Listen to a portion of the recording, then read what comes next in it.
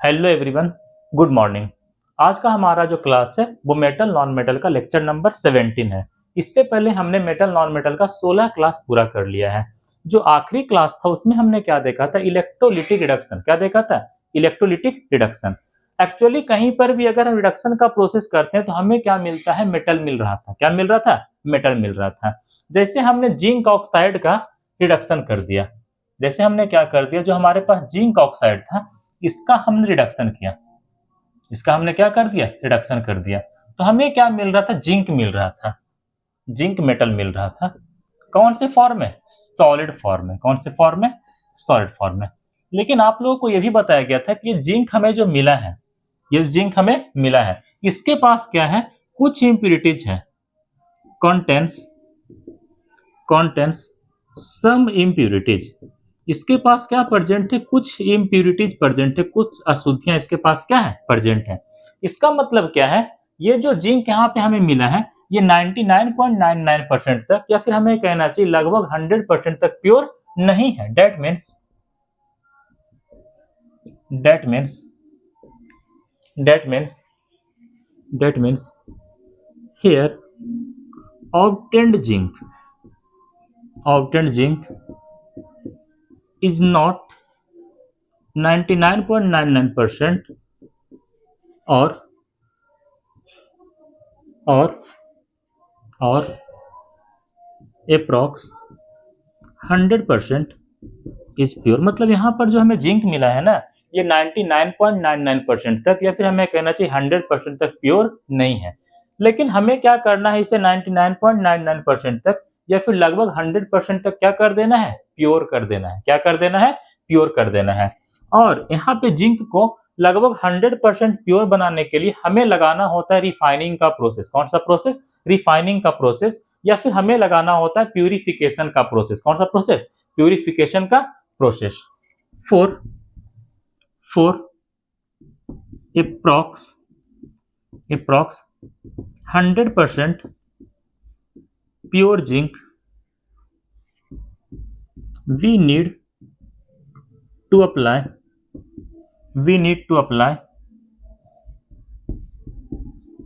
refining process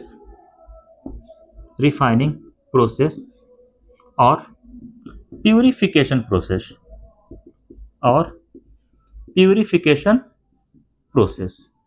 और purification process. ये जो भी जिंक मिला है इसे लगभग 100% प्योर बनाने के लिए हमें कौन सा प्रोसेस लगाना होगा?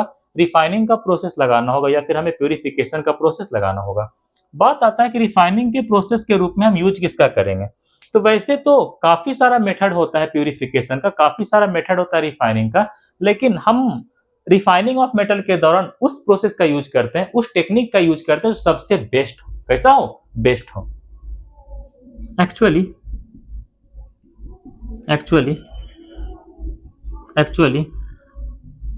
there are a number of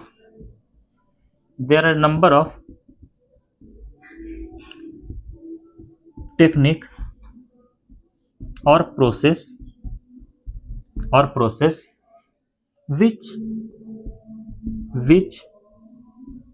we can use during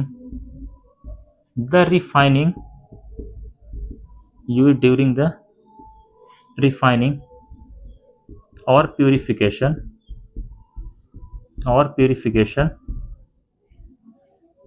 of the metals।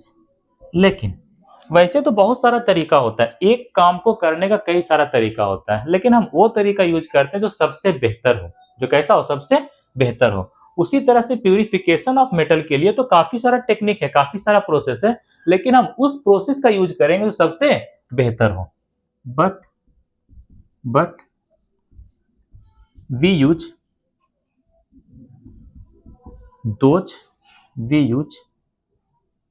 those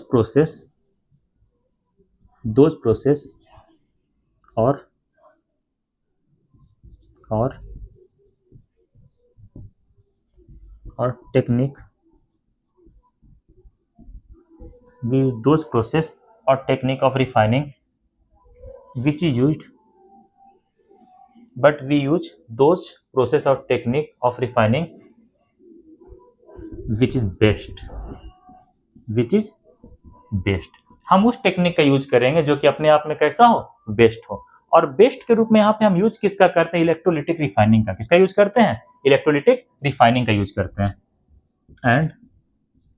and here we use electrolytic refining, and here we use electrolytic refining. यहाँ पे किसका यूज करते हैं, इलेक्ट्रोलिटिक रिफाइनिंग का यूज किया जाता है। कोई दिक्कत यहाँ तक नहीं ना। रिफाइनिंग करने का बहुत सारा टेक्निक होता है, लेकिन हम उस प्रोसेस का यूज करते हैं, हम उस टेक्निक का यूज करते हैं जो अपने आप में बेस्ट हो, अपने आप में सबसे बेहतर हो। और यहाँ पे सबसे बेहतर टेक्निक हमें क्या मिलता है, इलेक्ट्रोलिटिक रिफाइनिंग का। कौन सा प्रोसेस का, इलेक्ट्रोलिटिक रिफाइनिंग मिलता है। ठीक है, मतलब इलेक्ट्रोलिटिक रिफाइनिंग एक वैसा प्रोसेस है जिसके द्वारा हमें लगभग 100% प्योर मेटल मिल जाता है। ठीक है, लिखिएगा, when we apply electrolytic refining, then we obtained about 99.99% or approx 100% pure metal. एक बार जब हम इलेक्ट्रोलिटिक रिफाइनिंग कर देंगे किसी मेटल का, तो वहां से जो हमें मेटल मिलेगा वो अपने आप में लगभग 99.99% तक या फिर 100% तक क्या होगा, प्योर होगा। ठीक है, बात आता है कि सर इलेक्ट्रोलिटिक रिफाइनिंग क्या होता है। वैसा रिफाइनिंग का प्रोसेस जो इलेक्ट्रिक करंट के प्रेजेंस में हो, इलेक्ट्रिसिटी के प्रेजेंस में, उसे हम लोग क्या कहते हैं, इलेक्ट्रोलिटिक रिफाइनिंग के नाम से जानते हैं। लिखो यहाँ पे, लिख देते हैं, those process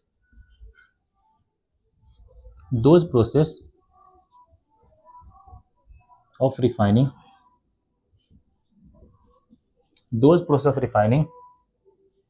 which occurs in presence of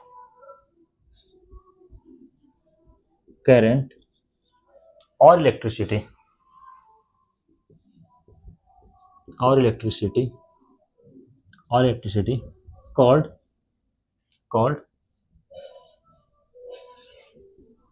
electrolytic refining. ठीक है, वैसा प्रोसेस रिफाइनिंग का जो किसके प्रेजेंस में हो, करंट के प्रेजेंस में हो, इलेक्ट्रिसिटी के प्रेजेंस में, उसे हम लोग क्या कहते हैं, इलेक्ट्रोलिटिक रिफाइनिंग के नाम से जानते हैं। कोई दिक्कत है यहाँ तक नहीं ना, इतना नोट करिए। इसके बाद ये दिखाते हैं कि इलेक्ट्रोलिटिक रिफाइनिंग का सेटअप कैसे होता है, किस तरह से इलेक्ट्रोलिटिक रिफाइनिंग किया जाता है। हम यहाँ पे एग्जाम्पल के रूप में कॉपर का यूज करेंगे। किसका यूज करेंगे, कॉपर का यूज करेंगे। यहाँ तक नोट करिए, फिर आगे चलते हैं। एक लाइन और यहाँ पे लिख देते हैं, इलेक्ट्रोलिटिक रिफाइनिंग के दौरान भी हम जो करंट का यूज करते हैं वो डीसी करंट होता है। कैसा होता है, डीसी करंट होता है। हियर ऑल्सो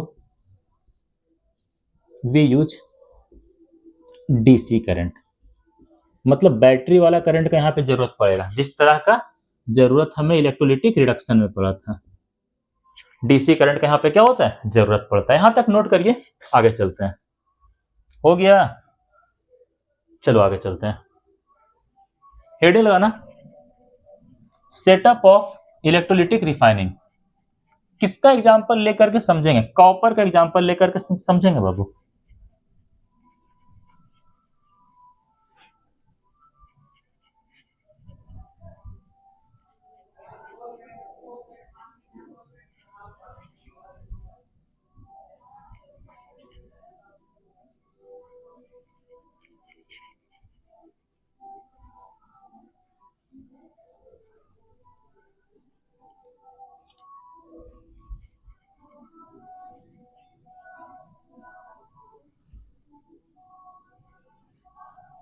चलिए हेडिंग लगाइएगा,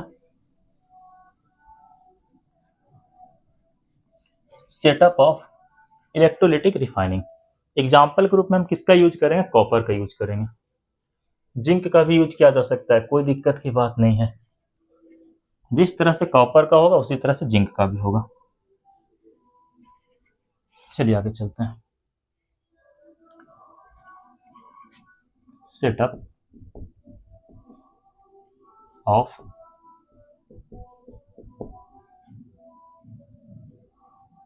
इलेक्ट्रोलिटिक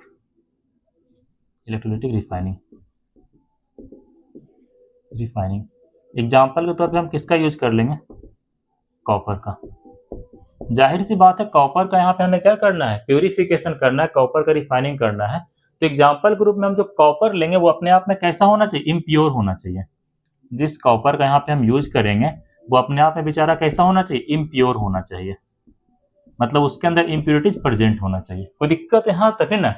अब चलो इसका सेटअप देखते हैं, इसका किस तरह का पूरा संरचना होता है, किस तरह से ये प्रोसेस किया जाता है। चलिए समझिएगा।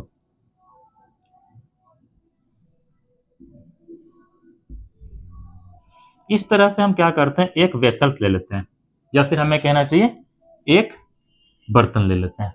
ठीक है, ये वेसल्स किसका बना हुआ? ग्लास वेसल्स होता है आमतौर पे। क्यों होता है? पिछले क्लास में आप लोग को बताया गया था। कौन सा बर्तन लेते हैं यहाँ पे? आमतौर पे हम ग्लास चैम्बर ले लेते हैं, मतलब ग्लास का बना हुआ बर्तन यहाँ पे ले लेते हैं। कोई दिक्कत यहाँ तक है ना? आगे चलो, आगे चलो। यहाँ पे फिर हमें चाहिए इलेक्ट्रोड। क्या चाहिए? इलेक्ट्रोड। इस बार जो हम इलेक्ट्रोड लेते हैं वो मेटल का बना होता है। किसका बना होता है? मेटल का बना होता है। एक इलेक्ट्रोड तो हम इसी इम्प्योर कॉपर का बना देंगे, और दूसरा इलेक्ट्रोड जो बनाएंगे वो प्योर कॉपर का बनाएंगे। कैसा कॉपर का? प्योर कॉपर का। एक इलेक्ट्रोड हमने किसका बना दिया? इम्प्योर कॉपर का। किसका बना दिया? इम्प्योर कॉपर का। चलो यहाँ पे बना देते हैं। ये हमने क्या बना दिया? इम्प्योर कॉपर का इलेक्ट्रोड बना दिया। ये हमारा क्या है? इलेक्ट्रोड है। ELECTROD, electrode of impure copper. यहाँ पे एक इलेक्ट्रोड हम किसका ले लिए? इम्प्योर कॉपर का बना लिए। ठीक है, दूसरा इलेक्ट्रोड हम किसका लेते हैं? दूसरा इलेक्ट्रोड हम लेते हैं प्योर कॉपर का, जो ऑलरेडी पहले से क्या हो? प्योर हो। ये जो हम दूसरा रड लिए हैं ये पहले से 99.99% तक या फिर लगभग 100% तक क्या है? प्योर है। ये भी हमने किसका रड लिया है? कॉपर का ही रड लिया है। ठीक है, ये भी अब क्या है? इलेक्ट्रोड है।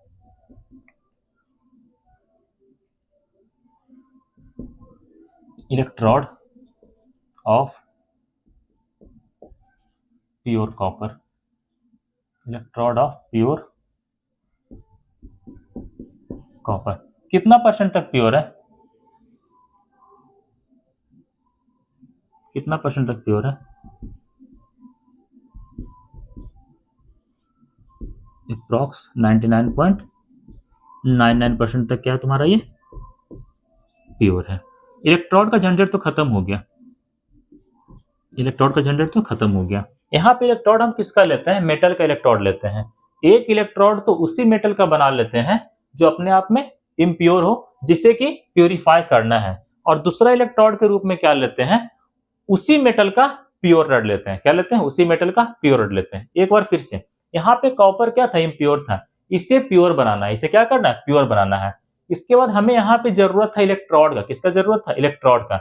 एक इलेक्ट्रोड हम इसी इम्प्योर रड का बना दिए हैं, और दूसरा इलेक्ट्रोड किसका लिए? प्योर कॉपर रड का। किसका लिए है? प्योर कॉपर रड का, जो पहले से 99.99% तक क्या है? प्योर है। कोई दिक्कत है? हाँ तभी ना।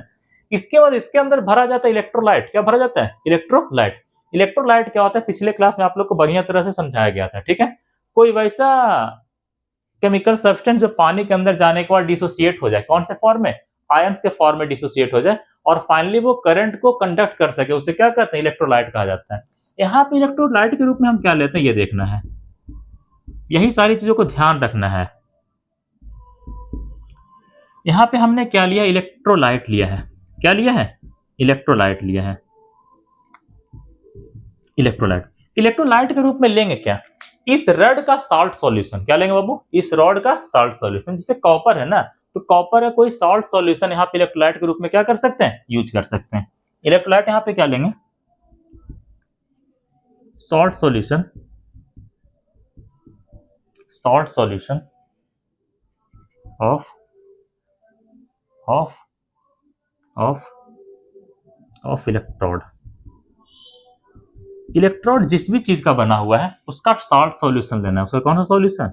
साल्ट सॉल्यूशन ले लेना है। ठीक है, अब यहाँ पे कौन सा साल्ट सॉल्यूशन ले सकते हैं? हम यूज कर सकते हैं कॉपर सल्फेट। क्या यूज कर सकते हैं? Copper sulphate. क्या यूज कर लिया हमने? Copper sulphate. कोई दिक्कत है यहाँ तक है ना? इसे हम लोग क्या पढ़ते हैं? Copper sulphate. क्या पढ़ते हैं बाबू? Copper sulphate. आपसे पूछेगा कॉपर सल्फेट का कलर कैसा होता है? वही कलर का होता है जो यहाँ पे इंक का कलर है, ब्लू कलर का होता है। कैसा कलर का?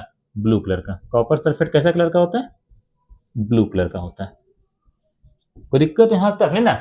ये चैम्बर किसका बना है? ग्लास चैम्बर बना हुआ है। ग्लास का चैम्बर हम लोग क्यों यूज करते हैं? क्योंकि जो हमारा ग्लास है ये किसी रिएक्शन में इंटरफेयर करने वाला नहीं है, कभी ये रिएक्शन में पार्टिसिपेट करने वाला नहीं है, पहला रीजन। दूसरा, जो तुम्हारा ग्लास होता है वो बैड कंडक्टर होता है। किसका? करंट का। ये दोनों रीजन पिछले क्लास में भी आप लोग को लिखवाया गया था, इसलिए इस क्लास में छोड़ दिया जा रहा है। ठीक है, कोई पूछेगा ग्लास चैम्बर ही क्यों यूज करते हैं? क्योंकि जो आपका ग्लास होता है वो बैड कंडक्टर होता है। किसका? करंट का। साथ ही साथ ग्लास जो होता है वो किसी रिएक्शन में इंटरफेयर करने वाला नहीं है, किसी रिएक्शन में पार्टिसिपेट करने वाला नहीं है। कोई दिक्कत है यहाँ तक है ना? इतना इंफॉर्मेशन आप लोगों के पास चला गया है, आगे का ध्यान देना। इसके बाद हम क्या करते हैं? चीजों को कनेक्ट करना शुरू करते हैं इलेक्ट्रिक करंट के सोर्स से। किससे कनेक्ट करते हैं? इलेक्ट्रिक करंट के सोर्स से कनेक्ट करना शुरू कर देते हैं। वायर लगाओ, यहाँ पे वायर लगाओ। कोई नहीं समझेगा वायर टूटा हुआ है, चलिए समझिएगा।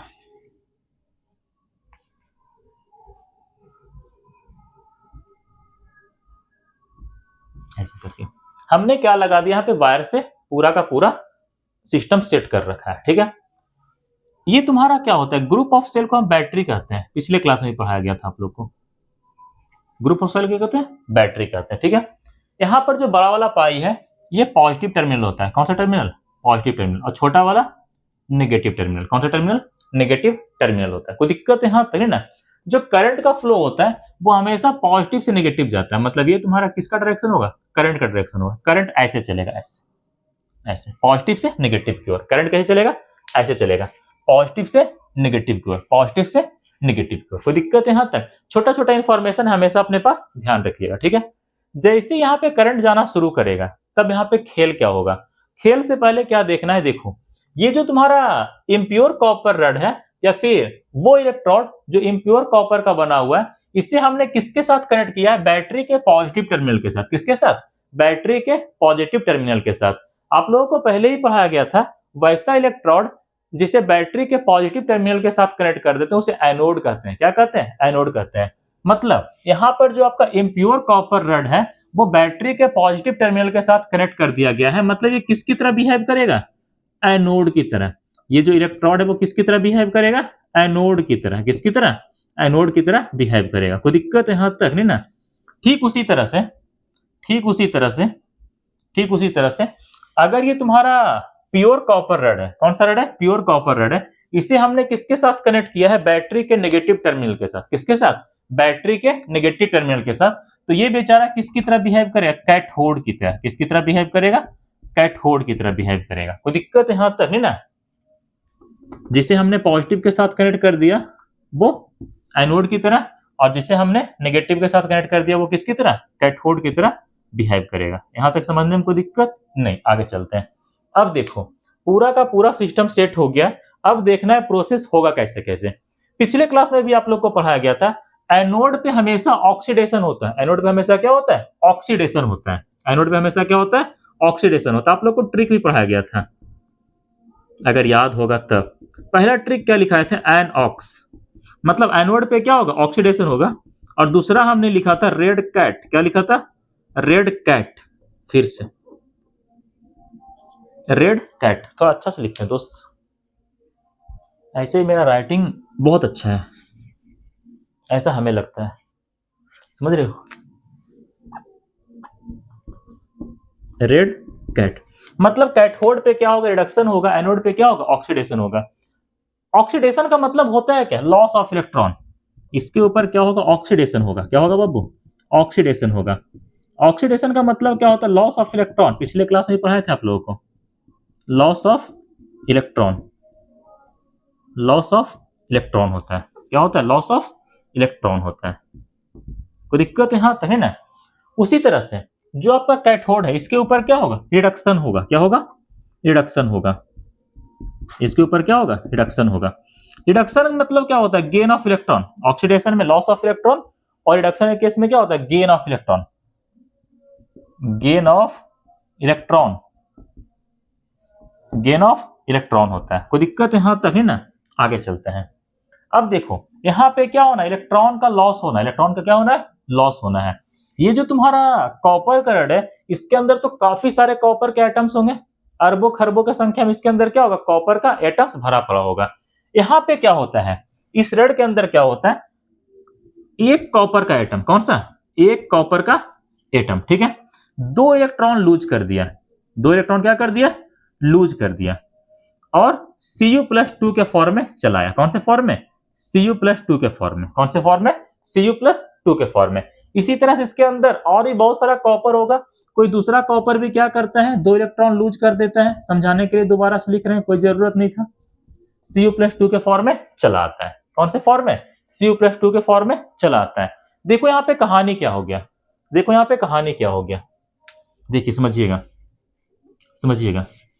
इसके अंदर का जो कॉपर था, इसके अंदर का जो कॉपर था वो अपना 2 इलेक्ट्रॉन यहाँ पे छोड़ा ऐसे करके और खुद इलेक्ट्रोलाइट के अंदर, या फिर हमें कहना चाहिए सॉल्यूशन के अंदर आ गया। कौन से फॉर्म में, Cu+2 के फॉर्म में। कौन से फॉर्म में, Cu+2 के फॉर्म में। कोई दिक्कत यहां तक नहीं ना। अब ये इलेक्ट्रॉन कहां जाएगा, आप लोग को पिछले क्लास में ही पढ़ाया गया था कि जो आपका करंट का फ्लो का डायरेक्शन होता है और जो आपका इलेक्ट्रॉन का फ्लो का डायरेक्शन होता है वो एक दूसरे के अपोजिट होते हैं। एक दूसरे के क्या होता है, अपोजिट होता है। अगर करंट हमारा इधर चलेगा तो इलेक्ट्रॉन किधर चलेगा, वो कहेगा भैया हम इधर चलेंगे। इलेक्ट्रॉन किधर चलेगा, इधर चलेगा। कोई दिक्कत यहां तक है ना। उसी तरह से इसके अंदर बहुत सारा कॉपर एटम होगा, वो भी अपना 2 इलेक्ट्रॉन यहाँ पे लूज किया और फिर से सॉल्यूशन के अंदर आ गया। कौन से फॉर्म में, Cu+2 के फॉर्म में। कौन से फॉर्म में, Cu+2 के फॉर्म में। कोई दिक्कत यहां तक नहीं ना। ये जो तुम्हारा 2 इलेक्ट्रॉन है ये क्या करेगा, मूव करेगा। ये क्या करेगा बाबू, मूव करेगा और मूव करके बेचारा फाइनली कहां पहुंचेगा, कैथोड के पास। किसके पास पहुंचेगा, कैथोड के पास मूव करके पहुंचेगा। मतलब ऐसे करके यहां से क्या फ्लो कर रहा होगा, इलेक्ट्रॉन फ्लो कर रहा होगा और फाइनली इसके पास आ जाएगा। सोचो अगर ये इलेक्ट्रॉन यहां से चल करके यहां पे आएगा, अगर ये इलेक्ट्रॉन एनोड से चल करके कहां आएगा, कैथोड पे आएगा, तो जाहिर सी बात है इलेक्ट्रॉन के ऊपर नेगेटिव चार्ज है। कौन सा चार्ज है, नेगेटिव चार्ज है। अगर बहुत सारे इलेक्ट्रॉन इसके पास आ जाएगा तो इस वाले रड के ऊपर नेगेटिव चार्ज का क्या होगा, दबदबा होगा। नेगेटिव चार्ज क्या हो जाएगा, बढ़ जाएगा। नेगेटिव चार्ज का यहाँ पे क्या हो जाएगा, दबदबा हो जाएगा। कोई दिक्कत यहाँ तक नहीं ना। काफी सारा इलेक्ट्रॉन इसके पास आ गया है, मूव करके इसके पास काफी सारे इलेक्ट्रॉन ऐसे करके आ गया, ऐसे करके। कोई दिक्कत यहाँ तक नहीं ना। यहाँ पे क्या हो गया, लॉस ऑफ इलेक्ट्रॉन। यहाँ पे क्या हो गया बाबू, लॉस ऑफ इलेक्ट्रॉन हो गया। यहाँ पे क्या हो गया, लॉस ऑफ इलेक्ट्रॉन हो गया। यहाँ पे क्या हो गया, लॉस ऑफ इलेक्ट्रॉन हो गया। यहाँ पे क्या हो गया, लॉस ऑफ इलेक्ट्रॉन हो गया। ठीक है, यहाँ पे क्या होना है, गेन ऑफ इलेक्ट्रॉन। यहाँ पे क्या होना है, गेन ऑफ इलेक्ट्रॉन। अब ये जो आपका Cu+2 मतलब कॉपर आयंस कहां आ गया, इलेक्ट्रोलाइट के अंदर, सॉल्यूशन के अंदर। ये बेचारा फ्लो करके, तैर करके पहुंचता है इसके पास। अपना नुकसान तो करवाइए लिया इलेक्ट्रॉन लूज करके, इलेक्ट्रॉन को खो करके अपना नुकसान तो करवाइए लिया है। दुनिया में कोई भी इंसान अपना नुकसान नहीं चाहता है, नुकसान हो भी जाएगा भरपाई करना चाहता है। ये भी बेचारा कॉपर 2 इलेक्ट्रॉन अपना खो दिया है, 2 इलेक्ट्रॉन अपना लूज कर दिया है, लेकिन फिर बाद में तो चाहेगा ना कि जो इलेक्ट्रॉन मेरा खोया है वो हमें वापस से मिल जाए। ये अपना इलेक्ट्रॉन पाने के लिए कहां चला जाता है, कैथोड के पास। कहां चला जाता है, कैथोड के पास। आप ऐसा समझ सकते हैं कि ये जो तुम्हारा कॉपर था ये बहुत बड़ा पाप कर दिया। क्या कर दिया, पाप कर दिया। पाप क्या किया, अपना 2 इलेक्ट्रॉन लूज कर दिया। अपना 2 इलेक्ट्रॉन क्या कर दिया, लूज कर दिया। अब बेचारा अपने पाप को धोना चाहता है, मतलब पाप को मिटाना चाहता है, पाप को खत्म करना चाहता है। इस काम के लिए इसे कहां जाना पड़ता है, एक तीर्थ स्थल पे। कहां जाना पड़ता है, तीर्थ स्थल पे। यहाँ पे तीर्थ स्थल क्या है, कैथोड का रड। कौन सा रड, कैथोड का रड। ये जो तुम्हारा कॉपर था 2 इलेक्ट्रॉन लूज करके कहां उतर गया, इलेक्ट्रोलाइट के अंदर। लेकिन इसको समझ में आ गया कि मेरा नुकसान हो गया है। नुकसान कोई नहीं चाहता है अपने जीवन में, नुकसान कोई भी इंसान अपने जीवन में नहीं चाहता है। ये कॉपर भी नहीं चाहेगा कि मेरा 2 इलेक्ट्रॉन हमेशा हमेशा के लिए लूज हो जाए। ठीक है, इस इलेक्ट्रॉन को वापस पाने के लिए ये तुम्हारा कॉपर कहां चला जाता है, कैथोड के पास। किसके पास, कैथोड के पास। और जा करके कहता है तुम्हारे पास तो बहुत सारे इलेक्ट्रॉन है, कुछ इलेक्ट्रॉन हमें दे दो। बेचारा ये भी दयावान आदमी है, अच्छा इंसान है, ले लो यार, कोई दिक्कत नहीं, हमारे पास तो बहुत सारा पैसा है, बहुत सारे इलेक्ट्रॉन दे भी देता है। अब यहाँ पे देखो क्या होता है, जो तुम्हारा Cu+2 यहाँ पे 2 इलेक्ट्रॉन लूज किया था, यहाँ पे क्या कर लेता है, 2 इलेक्ट्रॉन गेन कर लेता है। यहाँ पे क्या कर लेता है बेचारा, 2 इलेक्ट्रॉन गेन करेगा, 2 इलेक्ट्रॉन क्या करेगा, गेन करेगा, और फाइनली क्या हो जाएगा, कॉपर का फॉर्मेशन करेगा सॉलिड स्टेट में। कौन से स्टेट में, सॉलिड स्टेट में फॉर्मेशन करेगा। अब देखो यहाँ पे कॉपर के ऊपर चार्ज था, क्या यहाँ पे चार्ज है, नहीं है, मतलब यहाँ पे तुम्हारा कॉपर क्या हो गया, न्यूट्रल हो गया है। क्या हो गया है, न्यूट्रल हो गया। ठीक है, उसी तरह से ये दूसरा वाला भी कॉपर कहेगा हमने भी तो अपना इलेक्ट्रॉन खोया है, हमें भी तो इलेक्ट्रॉन चाहिए। ये भी बेचारा तैर करके यहाँ तक पहुंच गया, किसके पास, कैथोड के पास। उसको फिर से परेशान किया, हमें इलेक्ट्रॉन दो, तुम्हारे पास बहुत सारे इलेक्ट्रॉन है। बेचारा कैथोड का ले लो, कोई दिक्कत नहीं है। यहाँ पे फिर से दूसरा वाला भी जो कॉपर था वो भी क्या कर लिया, 2 इलेक्ट्रॉन गेन कर लिया, 2 इलेक्ट्रॉन क्या कर लिया, गेन कर लिया, और क्या इसका फॉर्मेशन कर लिया, कॉपर सॉलिड का फॉर्मेशन कर लिया। ठीक है, इसके ऊपर अब कोई चार्ज है, नहीं है, मतलब ये कैसा हो गया, न्यूट्रल हो गया है। कैसा हो गया बाबू, न्यूट्रल हो गया है। कोई दिक्कत यहां तक है ना। यही होता है आपका पूरा का पूरा इलेक्ट्रोलिटिक रिफाइनिंग। क्या होता है, इलेक्ट्रोलिटिक रिफाइनिंग। ठीक है, देखो समझना, देखो समझना, ये जो तुम्हारा कॉपर सॉलिड फॉर्म में आ गया है, वो इसी प्योर रड के ऊपर चिपकता चला जाता है। क्या होते चला जाता है, चिपकता चला जाता है। ठीक है, ये जो कॉपर मिला है, ये सबसे पहली बात अप्रॉक्स 100% प्योर। कैसा है, लगभग 100% प्योर है। ये जो कॉपर है अभी लगभग 100% क्या है, प्योर है। और ये जो तुम्हें कॉपर यहाँ पे मिला है, ये किसके ऊपर चिपक जाता है, इसी कैथोड रड के ऊपर, इसी प्योर कॉपर के रड के ऊपर। And they and and and they stick over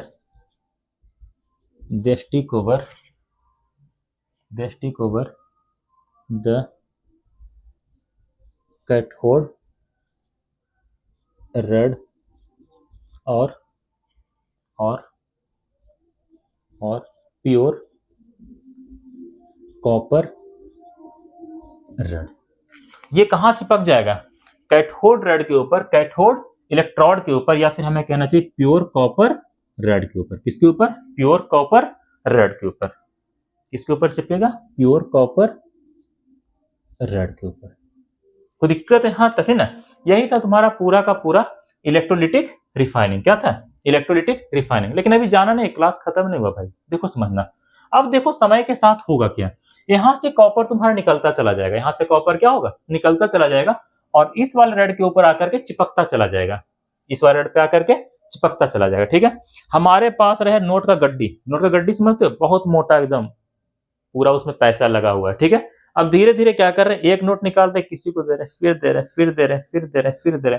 समय के साथ क्या हो जाएगा, मेरा जो नोट का गड्डी था वो पतला होगा, क्या होगा, पतला होगा, और सामने वाला क्या होते चला जाएगा, मोटा होते चला जाएगा। यहां से अगर तुम्हारा लगातार कॉपर निकलता चला जाएगा, तो ये जो तुम्हारा कॉपर का रड है ये पतला होगा, ये क्या होगा, पतला होगा, और ये जो आपका कॉपर का रड होगा ये समय के साथ मोटा होते चला जाएगा। क्या होते चला जाएगा, मोटा होता चला जाएगा। ठीक है, देखो समझना, एज टाइम पासेस, ये वाला जो तुम्हारा रड है, एनोड रड है, इम्प्योर कॉपर रड है, वो थिन होता चला जाएगा, और जैसे जैसे समय गुजरेगा वैसे वैसे ये वाला जो रड है वो थिक होता चला जाएगा। क्या होता चला जाएगा, थिक होता चला जाएगा। यहाँ पे लिख देते हैं, यहाँ पे लिख देते हैं,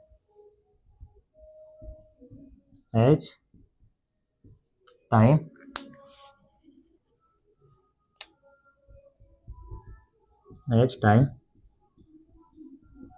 passes these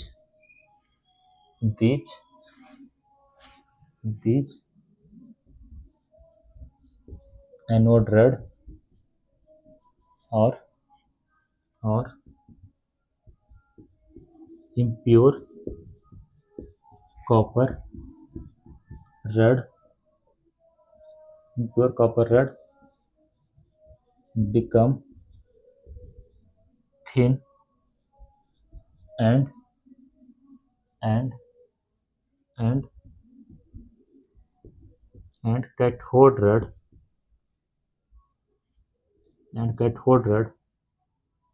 और pure copper rod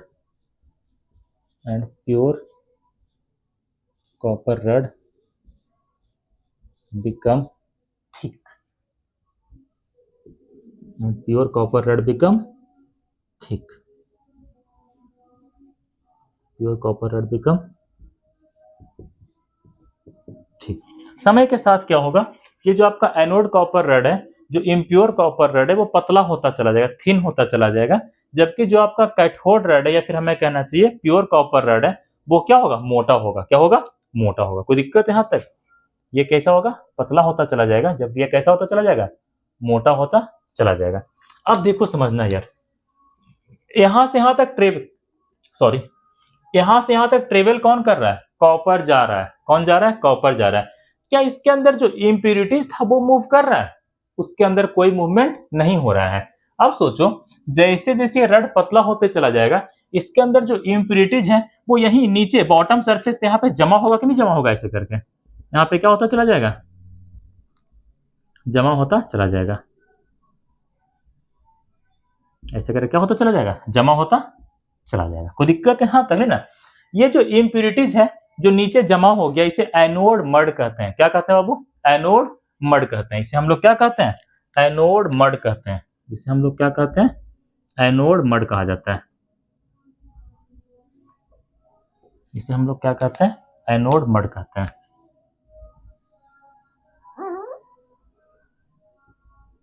इसे हम लोग क्या कहते हैं, एनोड मड कहते हैं. इसे हम लोग क्या कहते हैं, एनोड मड कहते हैं.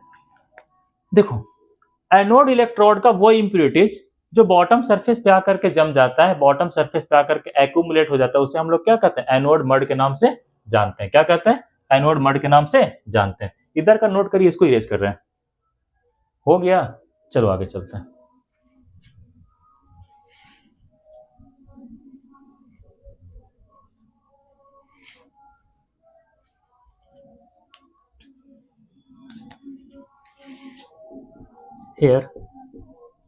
हेयर सॉरी, थोड़ा सा पानी रह गया इसमें.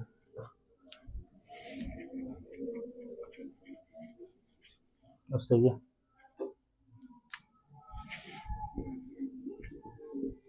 Here the impurities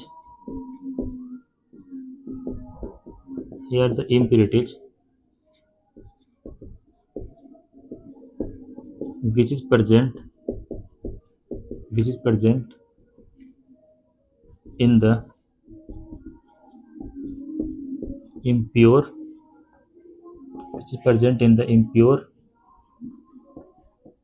copper rod are accumulated का मतलब होता है जमा होना. are accumulated on the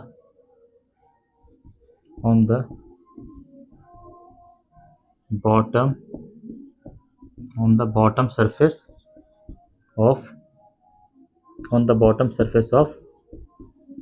glass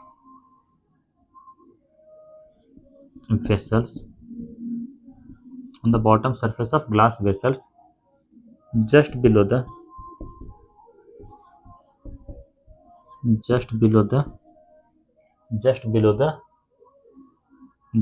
the anode electrode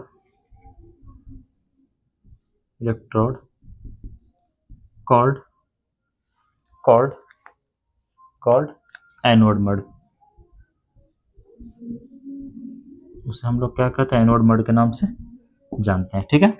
यहाँ पर जो आपका इम्प्योर कॉपर रड था, इसके अंदर जो भी इम्प्यूरिटीज प्रेजेंट है, जो भी अशुद्धियां प्रेजेंट है, वो कहाँ जाकर के बैठ जाता है, ग्लास चैम्बर के या फिर ग्लास वेसल्स के बॉटम सरफेस पे जाकर के बैठ जाता है. किस हिस्से में, जस्ट बिलो द एनोड के, एनोड के ठीक नीचे. और इसी को हम क्या कहते हैं, एनोड मड के नाम से जानते हैं. एक बार फिर से, इस इम्प्योर कॉपर रड के अंदर जो भी इम्प्यूरिटीज है, क्या है, जो भी इम्प्यूरिटीज है, वो सभी के सभी कहां जाकर के बैठ जाता है, ग्लास वेसल्स के बॉटम सरफेस पे। कहां जाकर बैठ जाता है, ग्लास वेसल्स के बॉटम सरफेस पे। और ग्लास वेसल्स के किस हिस्से में जाके बैठेगा, जस्ट बिलो द एनोड, ठीक एनोड के नीचे। और इसे हम लोग क्या कहते हैं, एनोड मड के नाम से जानते हैं। इसे हम लोग क्या कहते हैं, एनोड मड के नाम से जानते हैं। कोई दिक्कत है यहां तक, है ना। तो ये था आपका पूरा का पूरा इलेक्ट्रोलिटिक रिफाइनिंग। इससे ज्यादा इसमें कुछ नहीं पढ़ना है, ठीक है। यहां तक नोट करिए, जब तक हम ये देखते हैं कैमरा में कुछ कट तो नहीं रहा है। नोट कर लो।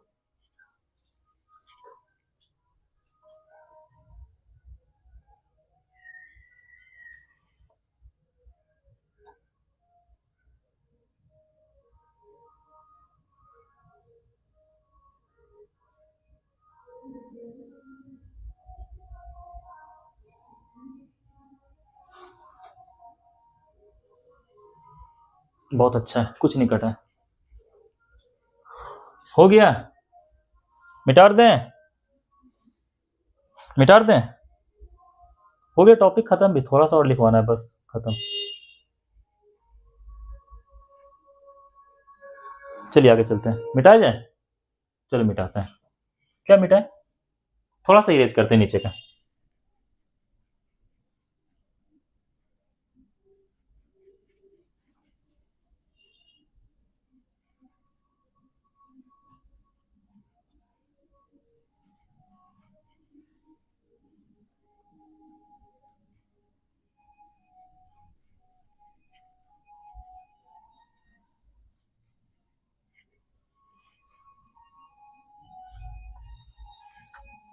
चलिए, इसके बाद बात आता है कि 100% प्योर मेटल का यूज क्या है, मतलब क्यों हमें 100% प्योर मेटल चाहिए, क्या फायदा है इससे। फायदा ही फायदा है इससे, फायदा ही फायदा है इससे। जैसे समझो, अगर हम कोई मेटेलिक आर्टिकल बना रहे हैं, मेटल का कोई ऑब्जेक्ट बना रहे हैं, मेटल का कोई सब्सटेंस का फॉर्मेशन कर रहे हैं, तो अगर मेटल का क्वालिटी बहुत अच्छा होगा तो जो चीज उससे हम बनाएंगे, जो आर्टिकल का फॉर्मेशन करेंगे, उसका भी क्वालिटी बहुत अच्छा होगा कि नहीं होगा, होगा। जैसे सोचो, हम आयरन का ब्रिज बनाए, लोहे का क्या बनाए, पुल बनाए। अगर लोहा का क्वालिटी बहुत अच्छा होगा तो फाइनली जो ब्रिज बन करके सामने आएगा, जो पुल बन करके सामने आएगा, उसका भी क्वालिटी क्या होगा, बहुत ही अच्छा होगा। कोई दिक्कत है, हाँ तभी ना। लेकिन अगर हम लोहा का क्वालिटी ही खराब कर दें, लोहे में इम्प्यूरिटीज प्रेजेंट है, और उसी लोहे से हम ब्रिज बना दिए, घर में यूज कर लिए, तो क्या घर का क्वालिटी ज्यादा अच्छा रह पाएगा, नहीं रह पाएगा। क्या घर का लाइफ रहेगा, नहीं रहेगा। क्या ब्रिज का लाइफ रहेगा, नहीं रहेगा। ठीक है, लिखिएगा। what is the need of what is the need of approx 100% pure metals। क्या जरूरत है, क्या जरूरत है 100% प्योर मेटल का।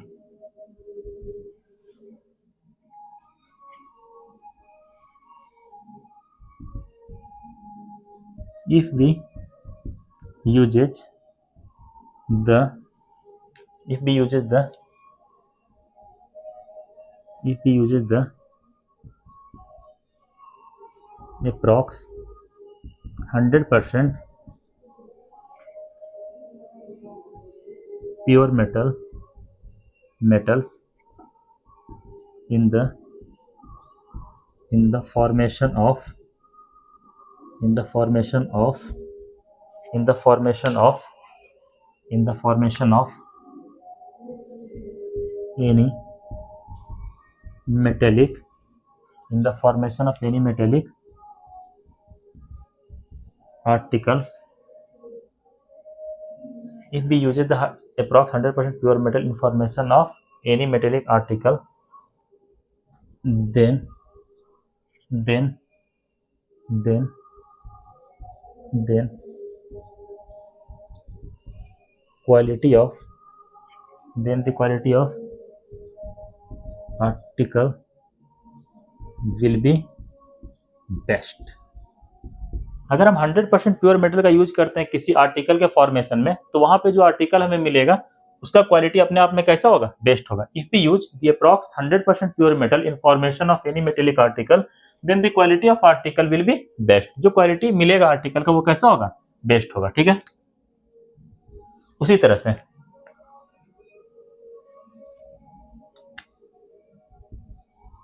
if we uses the approx 100% pure metal, 100% pure metal in formation of building bridge etc, then their quality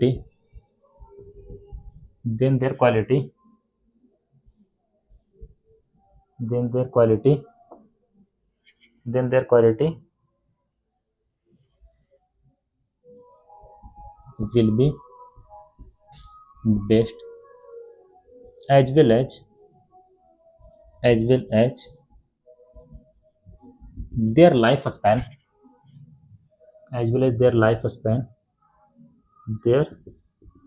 lifespan is also too long।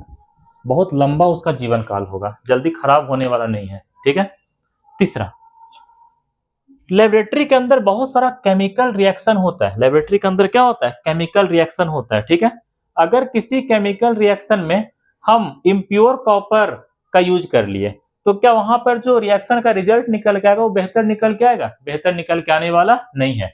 लेकिन अगर उसी केमिकल रिएक्शन में हम 100% प्योर या फिर 99.99% प्योर कॉपर का यूज किए तो फाइनली जो रिजल्ट निकल के आएगा वो रिजल्ट क्या होगा, अपने आप में काफी बेहतर होगा, काफी अच्छा होगा। ठीक है,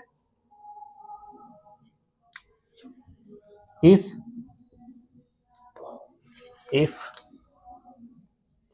we use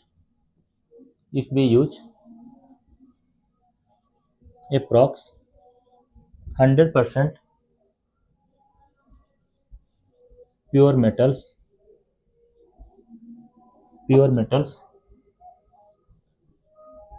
during any chemical reaction, then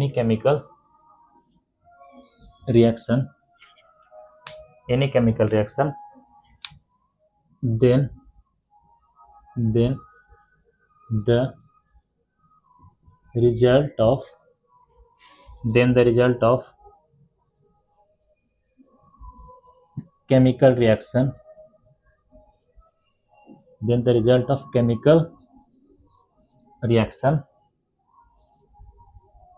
will be the best। काफी अच्छा रिजल्ट निकलेगा। कैसे रिजल्ट, अच्छा रिजल्ट। और भी बहुत सारा यूज होता है, ये 3 यूज बेसिकली आप लोग ध्यान रखिएगा। यहां तक नोट करिए, आगे चलते हैं। एक बार फिर से देखते हैं, नोट करिए जब तक आप लोग।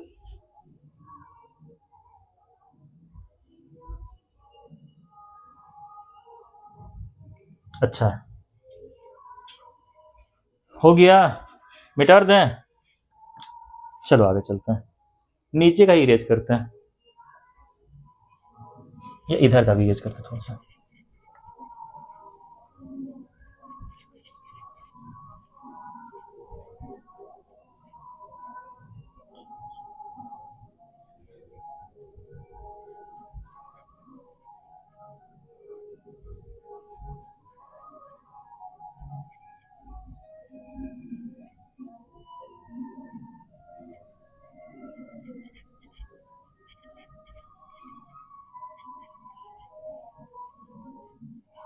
चलो आगे चलते हैं।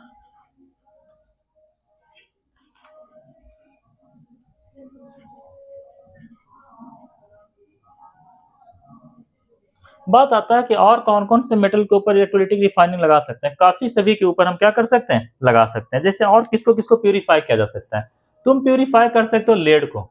किसका यूज कर, किसको प्यूरिफाई कर सकते हैं, लेड को, पीवी को कर सकते हैं। और क्या आ गया तुम्हारा, टीन भी आएगा। क्या आएगा, टीन आएगा। इसके अलावा आपका जिंक आएगा। इसके अलावा आप आयरन वगैरह भी ले सकते हैं। क्या ले सकते हैं, आयरन वगैरह भी लिया जा सकता है। इसके अलावा और क्या लिया जा सकता है? और ले सकते हैं आप क्रोमियम। क्या ले सकते हैं? Chromium, aluminium, etc। आपसे पूछेगा कुछ और भी मेटल्स का नाम बताइए जिसका कि प्यूरिफिकेशन हम इलेक्ट्रोलिटिक रिफाइनिंग के द्वारा कर सकते हैं। बहुत सारा मेटल है। Some other metals which we can refine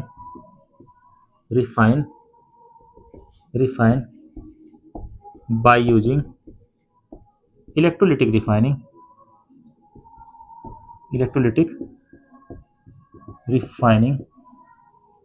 is।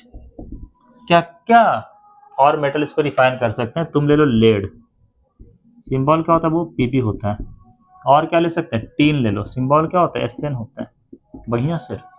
और क्या ले सकते हैं? जिंक ले लो, सिंबल जेड होता है। और भी अच्छा शानदार आप ले लो आयरन, थोड़ा अच्छा से लिखते हैं आयरन, सिंबल Fe।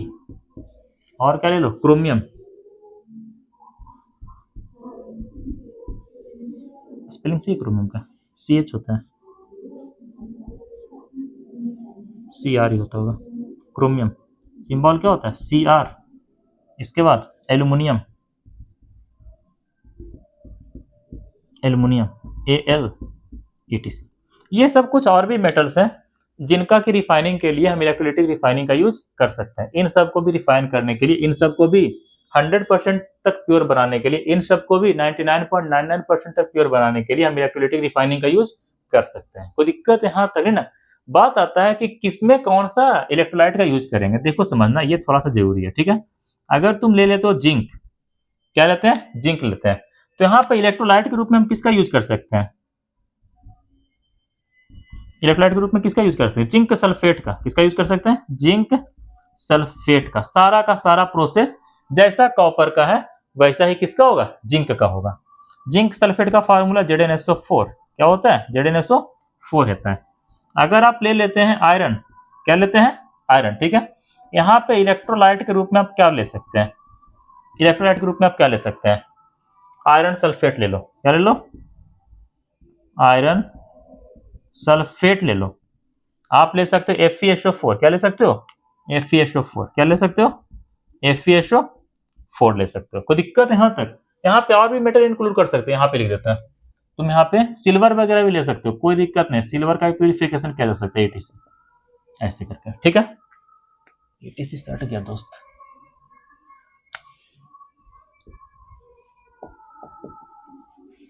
कोई दिक्कत है यहाँ तक? अगर यहाँ पे ले लेते हैं सिल्वर,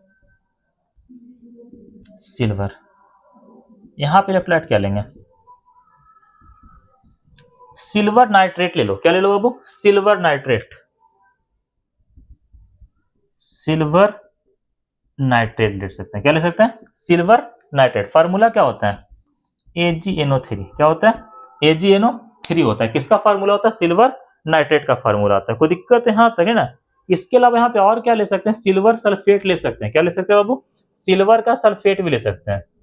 सिल्वर सल्फेट भी ले सकते हैं। अब फार्मूला क्या बनेगा? सिल्वर सल्फेट लेते हैं, इसका फार्मूला बनेगा Ag2SO4। क्या बनेगा? Ag2SO4 लेंगे। देखो सबसे खास और सबसे इंटरेस्टिंग आपके एग्जामिनेशन में नहीं पूछा जाएगा, ये बात का चैलेंज है, गारंटी है, ठीक है। अगर दे दीजिए एल्युमिनियम, क्या दिया जाए? एल्युमिनियम। एल्युमिनियम का देखो इलेक्ट्रोलाइट बहुत खतरनाक होता है। आपके एग्जामिनेशन में नहीं पूछेगा, कोई दिक्कत नहीं, एक्स्ट्रा इन्फॉर्मेशन। एल्युमिनियम के केस में इलेक्ट्रोलाइट के रूप में हम किसका यूज करते हैं? एल्यूमिना का। एल्यूमिना का फार्मूला होता है Al2O3, वही एल्युमिनियम ऑक्साइड। इसके साथ और क्या ऐड करते हैं? कैरियोलाइट। क्या ऐड करते हैं? कैरियोलाइट, CrYO-LIT, कैरियोलाइट। फार्मूला क्या होता है? Na3AlF6।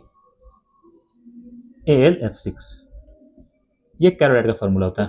किसका होता है? कैरियोलाइट का, Na3AlF6। अभी भी इसका कहानी खत्म नहीं हुआ है, इसमें अभी और भी कुछ चीजें क्या करना होता है? ऐड करना होता है। जैसे इसमें और क्या ऐड होता है? फ्लोस्पर। क्या ऐड होता है? फ्लोस्पर। विथ एडिशन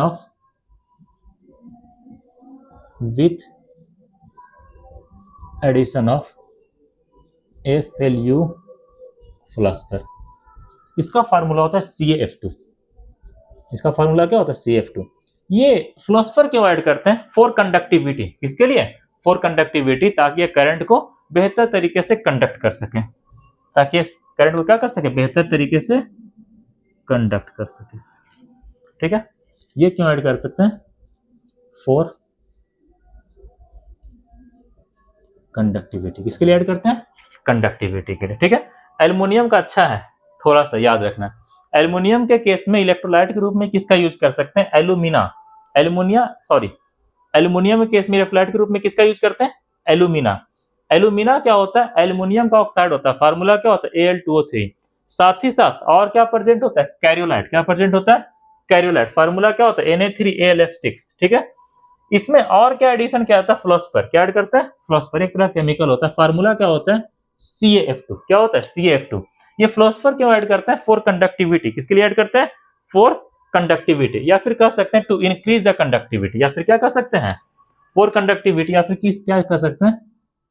फॉर कंडक्टिविटी और टू इंक्रीज और टू इंक्रीज द कंडक्टिविटी। कोई दिक्कत है? हाँ तक है ना।